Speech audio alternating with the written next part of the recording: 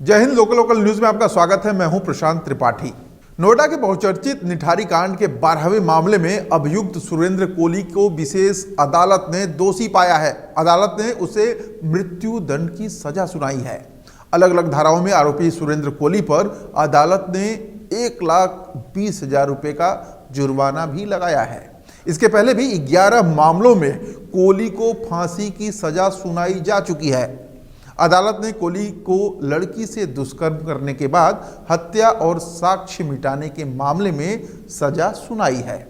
वहीं दूसरे आरोपी मोनिंदर सिंह पंडेर, जो मालिक है इसका, साक्ष्य के अभाव में बरी कर दिया गया है। सुरेंद्र कोली की सजा पर शनिवार को सीबीआई के न्यायाधीश अमित वीर सिंह की अदालत में बहस हुई, जिसके बाद फांसी की सजा सुनाई गई। निठारी कांड में 4 और मामलों में सुनवाई अभी भी चल रही है। जाहिर से तौर पे एक बड़ा केस था जिसको लेकर सबकी निगाहें अब तक टिकी है। निठारी गांव में रहने वाली एक 30 साल की लड़की 20 साल की लड़की जो सेक्टर 30 में कोठियों में काम करती थी, वह 12 नवंबर 2006 को एक घर में काम करने के लिए अपनी मां के साथ गई हुई थी। मां अपनी बेटी को सेक्टर 30 में जाने वाले रास्ते पे छोड़ के पुलिया के पास छोड़ के चली गई थी, जिसके बाद लड़की कभी घर लौट कर नहीं आई। इसी मामले में आज फिर दोषी दिया गया है। युवती के पिता और मां थाने में रिपोर्ट उस वक्त दर्ज कराने गए थे, चक्कर लगाते रह गए, लेकिन पुलिस ने रिपोर्ट तक दर्ज नहीं की थी। आप समझ सकते हैं कि कोली और उसके मालिक की क्या रसूख उस समय रह गई थी। बाद में उसका सर जो है कोली ने अलग फेंक दिया था, धड़ अलग फेंक दिया था, और किसी तरह उस माँ बाप को उसका सर धड़ मिला था, जिसमें फांसी की सजा। 29 दिसंबर 2006 को सीबीआई ने सुरेंद्र कोली और मोनिंदर सिंह पंडेर को गिरफ्तार कर उसकी निशानदेही पर सेक्टर 31 स्थित D5 कोठी के पास नाले से बच्चों के अवशेष बरामद किए थे। उस दौरान कोठी के पीछे वाले हिस्से में मृतकों के कपड़े सहित कई सामान बिखरे मिले थे। और पुलिस ने कार्रवाई के दौरान कोठी से में भीड़ भी उस वक्त खूब लगती थी जब हम लोग कवर करते थे। इसी दौरान लड़की के माँ बाप भी वहाँ पहुँच गए थे जब ये पूरा सामान मिला था। दोनों ने लड़की के सूट सलवार से उस वक्त अपनी बेटी की पहचान की थी और कोली के खिलाफ मुकदमा दर्ज कराया था। उसी केस में आज फिर कोली को फांसी की सजा दी गई है। बाद में कोली ने जुर्म कबूल कर लिया था कि उसने बच्चों की हत्या करके 100 नाले में फेंक दिए थे। उसने जो आज सजा दी है उस लड़की के साथ दुष्कर्म करके उसकी हत्या की, ये बात खुद कोली ने कबूल की थी। और गवाहों के बयान के आधार पर सीबीआई कोर्ट ने मोनिंदर सिंह पंडेर को भी बाद में आरोपी बना लिया था, जो कोली का मालिक था।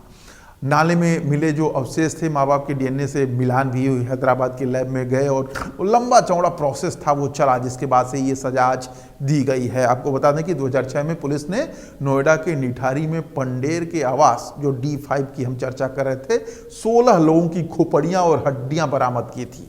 यहाँ अधिकांश बच्चों के जो हड्डियां और अवशेष मिले थे। मामले में तफ्तीश सामने आया कि निठारी के झुग्गियों में कई बच्चे गायब हुए हैं, जिसके बाद कोली पर बच्चों को बहला फुसलाकर उनकी हत्या और शवों के साथ दुष्कर्म कर मानव मांस का भक्षण करने का आरोप लगा था। जिसके बाद बालिकाओं की हत्या के मामले में एक महिला की हत्या और एक युवती की हत्या के साथ साथ कई मामले सामने आए थे। कुल 16 मामलों को की जांच जो है वो पुलिस जो है फिलहाल कर रही है। आज 12वें मामले का जो सजा है वो तय किया गया है और इसमें भी सुरेंद्र कोली, जो घर का नौकर था, उसको फांसी की सजा दी गई है। आपको बता दें कि इसके पहले जो 11 मामले हुए हैं उनमें भी कोली को फांसी की सजा दी जा चुकी है। एक शख्स 16 मामले 12 बार फांसी की सजा अब तक वो पा चुका है। और इसका जो मालिक है पंडेर, उसे भी 4 मामलों में अब तक फांसी की सजा दी जा चुकी है। तो आप समझ सकते हैं कि नौकर और मालिक के इस गठजोड़ ने कितने घरों को बर्बाद किया था 2006 में।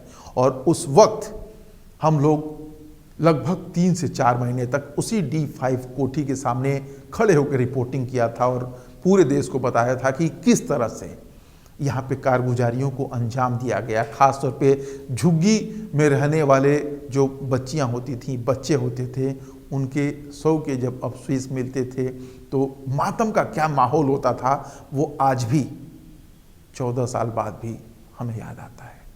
आप याद करिए उन गुनाहों को और अब जो 14 साल बाद इनको सजा मिल रही है, आप सोचिए कि उन माँ बाप ने कितना इंतजार किया है।